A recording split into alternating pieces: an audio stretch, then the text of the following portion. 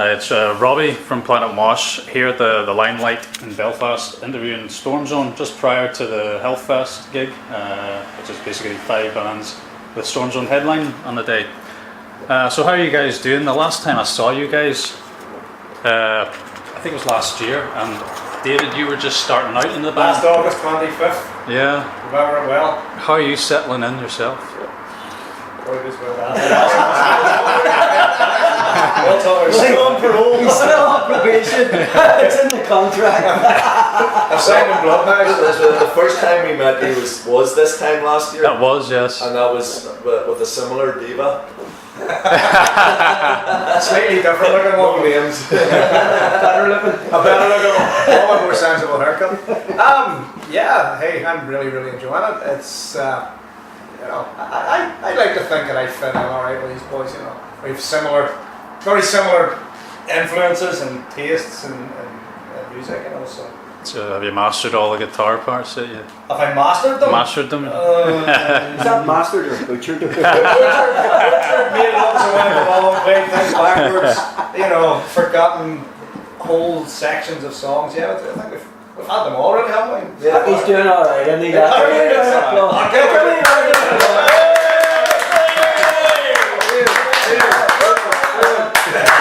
Give him that tenner back. It seems like he's been in the band forever. Feels like it anyway. I wasn't saying that on the rock anymore. It does, everything just feels right, But definitely a perfect lineup, and we're looking forward to tonight because this is probably the biggest show we've done, in headlining globally. So this man's fitted in just brilliantly. It's been quite a year then, because you've obviously been writing, recording, and mixing an album that's coming out July, is it sometime? Hopefully, yeah. And a couple other support slots with Saxon. Awesome, absolutely fantastic. Because you have a history of supporting really good bands, That one was well, I think for us all. Anyway, I think Steve mentioned in a previous interview, it was so good because the definitely was compatible to Saxon headline and us supporting that's compatible anywhere. Yeah. And we loved it, and the guys treated us fantastically. Afforded us every luxury from sound checks, space on stage, and it was just brilliant. It was really wonderful. Speaking of the album itself, Three Kings, which I know it has been. Thank you, appreciate it.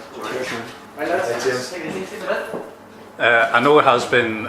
There has been a couple of tracks that have been let loose. So we say on radio, there has been a couple of radio play which I actually did not get to hear because of the circumstances at the time. But locked away and you're not blocked somewhere. that was out in the gutter somewhere.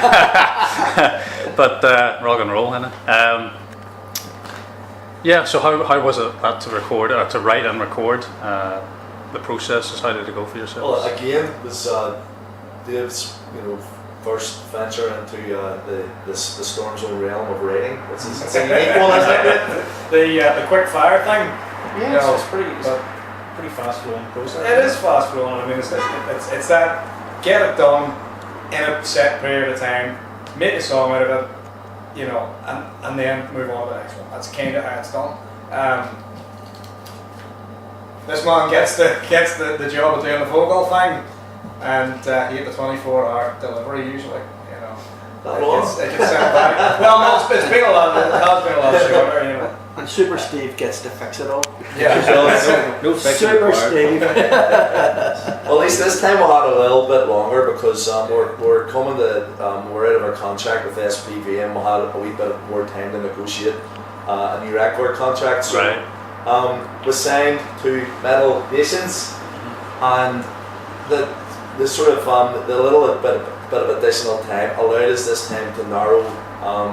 To write more songs first of all, to narrow it down from more to a more, because with Zero to Rage, SPV kind of put us under a little pressure to get that one out, pretty rapidly. So we wrote 12 songs and we recorded 12 songs, and you live or die based on that. There was no room for error, and we were proud of it, but we were happier this time that we were actually able to, write 18, 19 songs and then narrow that down to the 12 or 13 they're going to be on. 13. Lucky number. Lucky 13. 2013. Here for Storm. There you go. There you go. You heard it here first, folks. That's weird. Keep the one I was here with you 2011 on And it. you living? I live Number number 13. 13, but I was thinking we did 12 songs. It's But no zero sin. was 2011 on it. It wasn't that. Yeah. Some very superstitious men in this band. Yeah. Very superstitious, except me. And me. I'm Big Steve. Yeah, because obviously over the years from Caught in the Act up to this new album, you can sort of hear the progression of each album. They do sound get better and better. Is that due to the processes involved, or the Well, The I don't know team's who you're changed working as with. well Yeah. over the years, and we've had the luxury of being out on the road a lot and trying to Yeah. find our own sound, from the start. And I'm talking like from a technical point of view. No, from the- consistency wise, Yeah. Zero Rage and Three Kings are going to be Yeah. probably, Is it probably that- very similar. And I think Three Kings is probably maybe we've developed a bit. I think the Well, songwriting that is a is bit better. yeah. The things Yeah. that got a bit more compact and focused, and sort of slightly shorter songs, things. But the Yeah. actual, the overall sound and production is largely the same because of where we actually recorded it. Well, listen to reviews as well. A lot of bands maybe just do their own thing, blinkers on or whatever. But we read the reviews, we read the good ones, we read the bad ones, and if the bad ones, to tell you the truth, weren't really too critical of the playing or anything. It was maybe that Zero Rage was a bit of a journey, because it's a pretty long album and some of the songs are rather lengthy. So this time around we approached that, and decided we wanted some more hard-hitting, shorter songs, and once again, as I say, Dave's input into the things actually obviously changed the sound, and changed it for the better. I'm looking forward to hearing this. We're so pleased with it. And the artwork you designed the album for that. Years and years, the guys, been saying, I have a pen, these guys that do our artwork, and fair it enough. took 6 years, like 7 years. Yeah, we kind of bowed down to it this time. Not to tell you the truth, not really so much because I really wanted to do it, but because We wanted you to do it. We wanted you to do it from the heart. That's what it was. Artists that we had approached, they weren't submitting really great work, based on the imagery that we really wanted to portray for Three Kings. Plus, it was mightily expensive. So we do everything in house. Steve's produced the album. We record the album in our own studios, and I've done the artwork, and everybody does it. The more you can keep it in house, I think it's better. No, yeah. You kind of capture the feel of the band, though. Yeah, That's Well, plus, I mean, the whole essence of the band. I There's was a lot of coming up different with the ways. imagery, but these guys were constantly tweak that, do that, whatever. So I mean, if you've got an outside artist, you get an image. That's it. So you can't really turn around to him and say, can you make that a little bit more green or whatever. But when you exactly the imagery that we wanted to portray, and everybody contributed. So it's I designed it, but everybody designed it. You have control of it then. It's not like, say, you give it to somebody and say, I've got this great idea, and then whatever number of weeks or whatever later, they deliver you something else with a handout. Well, several £1,000 later. I think the whole secret of what is helping us as a band is learning how to share and discuss things and find that common thing that we all have. I mean, we're all different personalities and come from, different, maybe, same genre of music, but different styles and tastes and influences and stuff. And if you put in all on the table, throw it in the melting pot, and you sit down and you discuss, just like the songwriting. I mean, the songwriting will come, maybe start from a riff from Graham or Steve or Dave, and then we just start jamming it up and we get an idea of it, and then it'll go to Harv and it gets developed. But it's not like, this is how it fucking is. Let's write a song together, and it's a real. It means that everyone feels part of the process. It's all team effort. So, and the beauty about that is, I mean, when it comes to the artwork or the the actual songs or even the mix. You know, obviously somebody has a key role in it, but others can then add a little bit, and then we all throw it in for the benefit of the collective, which is Stormzone as a band. And I think now we've got a very, very strong team. Each one of us has different strengths and a few weaknesses, and we kind of try to throw them all in. And apart from Super Steve, who has absolutely no strengths whatsoever.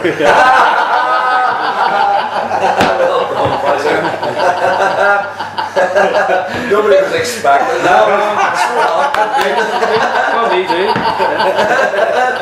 I'm kidding. You know, and the thing is, the fact people Well, say he does cook a good chili. He does cook a good chili. It's quite the height of it. Yeah. Everybody on Facebook knows that. He's taking off photographs. Sandwich of the day. When it's pitching about people can take photographs of their No, I mean, for me as the new guy, I mean, some of the songs were already written, and a number of them were already written, but you know, I'm listening to the CD now, I'm not going, well, there's all their songs, and there's, you know, and there's a bit, and here's what I did, you know, I'm listening to it, and I'm immensely proud of every single song that's on it, even though a few of them, you know, it's fair to say, I put in a couple of them was very, very limited, they were already more or less done, you know, but of jamming them around the practice room, around the But the whole thing is collaborative, so Yes, everybody's so I feel very much part of it, you know. So. everybody has ownership of the songs. It's not like there's one person brings it Exactly. down. A song that was chosen, maybe wouldn't have been chosen if you hadn't contributed to it, you know, and brought something, you know, to it, you know, so it's definitely, stop alienating yourself, will you? It's over here, yeah. So, I mean, Dave used the word team from March again. Stalker's back now. We're not going to have another dumpster moment. Oh, yeah. This again. Waking up in all sorts of places. No, but Dave used the word team there, and it really, really does feel like that. Everybody's, you know, we can call ourselves One Direction. You know, One Direction. It's like I thought it was the last name for a band, or is it not? I like the way you say that. It was just like, That's not their bank account. You We crossed get mixed up You sometimes. crossed the line earlier. Sorry. Cut! No, keep but that. we'll edit that bit out. I'll leave it in. He said it. He wants to get in One Direction.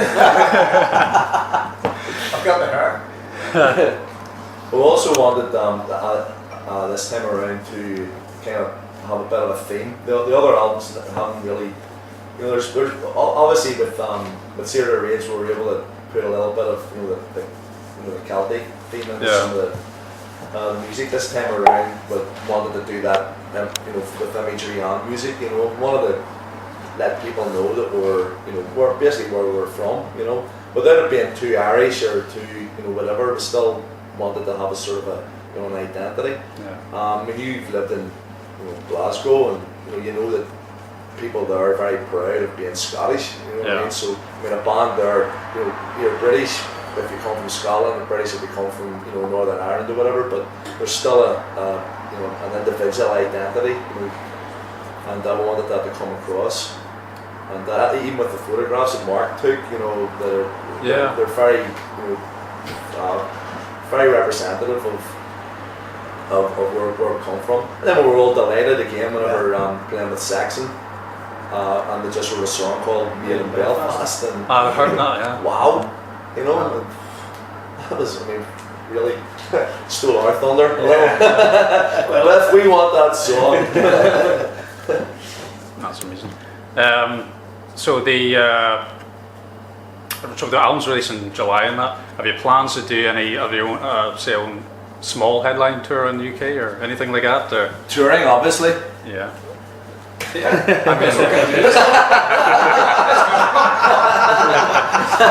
No, yeah. That was Private joke. Ask Russ about that one. No, absolutely. You know what? I think we've definitely got plans afoot for probably our first Irish tour. August will be well, isn't it? Yeah, in August. August or September anyway, you know, and a couple of festivals. And hopefully the mainland. That's what I'm trying. That's what I'm hoping for. Yeah. Well, I think we want to go back, you know, definitely. And I mean, we've done very little. We were deprived of one, but we'll not go there. But yeah, we'd love to go and do a series of dates on the mainland. And we feel we got a point to prove, you know, kind of something was left unfinished. So Yeah. it's time to go and sort that out. Right. It's important too, you know, that as a band develops, you know, as the more they play live, and you know, we're a very tight unit, and I think we do play very well live. You get more from the live experience for you guys than you do on the album. You know, it's just Well, this time around, I mean, with the album, I mean, we're sort of reserved, and you obviously as a band member, you have to be reserved, but I think it's fantastic. I think it's I think it's not only is it the best thing that Stormzone's ever recorded, but I think it's one of the best classic metal albums that's been recorded for a long time. For a long time. Yeah. And the excitement now within ourselves to get that released and then to go out and to proudly promote it on stage. It's imperative. I'm really looking forward to this one. I'm gutted I missed the radio one, but yeah, July. What is there a date? Is there a date at the moment, or is it for the exact release? Exact, or is it just rough at it's the moment? Tentatively being put down as it'll be the latter part of July. Right. Hopefully Monday the 22nd, but if not, it'll be in around that 3 weeks in. Yeah. Not bad. So what are your plans then after tonight then? Well, I see a bottle of Jack. That's for 4.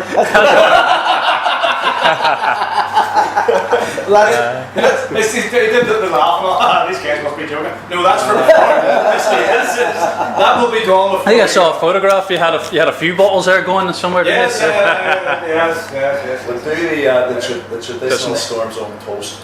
That's what I was going to ask you about, because I've seen that. I think there's a video going around. There was that's right. One has been leaked. Yeah. Who was it leaked that one? Well, not give a preview of that, but before we go on, you just make sure you're here with that, and you can add it to whatever is, and you'll get a taste of what Stormzone is. Joy is for the toast, you know what I mean?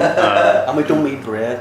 Although we do have a toaster. I suspect somebody got it wrong.